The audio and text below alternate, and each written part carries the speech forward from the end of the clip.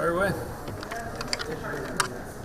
When no one has a question. I can just talk about stuff. So, Elizabeth Warren is coming to Elkhart. Oh, really? I hadn't seen that. Oh, next week, Wednesday. Oh, that's good to know.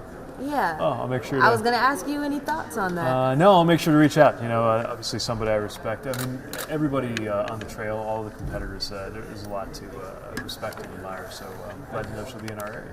Trump's trip to Japan. As someone who deployed as a Naval Reserve officer, what are your thoughts on that report, and what are your thoughts on the White House's response? Well, the thing that's shocking about it is that it sends a message that, once again, our troops are to be treated as props. We're talking about an active duty United States military asset, a naval vessel, and the sailors who serve on it. And to hold it against them, for the White House to believe that the president's ego is so fragile that for his protection, for his emotional protection, they have to basically mask the fact that that U.S. naval vessel is in service, shows you just how far out of whack the priorities of this White House are. It's also upsetting that troops were reportedly turned away if they served on board the McCain. You know, the idea that it just puts the lie to the idea of support our troops. If support our troops comes with an asterisk that says you don't support them if they are serving on a vessel named after a war hero whose service is a reminder of your own embarrassing failure to rise to this country's call to serve. So unfortunately, I can't say it was a complete surprise, but it was yet another disappointment when it comes to this president's deteriorating and embarrassing relationship with the military. Through my town hall question in here. All right. What do you hope to see in South Bend's future for workforce development? So I think the biggest challenge for workforce development is the changing nature of work. And South Bend could help lead the way on this because of some of what we've done.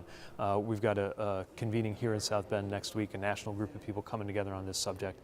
And I think what we've got to do is make sure that we're not just training for whatever the next skills are going to be that'll be useful for 5 years, and then we've got to retrain again, but also for the skills that are robust. So for example, there are certain things around pattern recognition, collaborative work, and interpersonal management that are going to be important no matter what specific job you have. Range of questions. There's clearly a lot of interest in equitable economic development.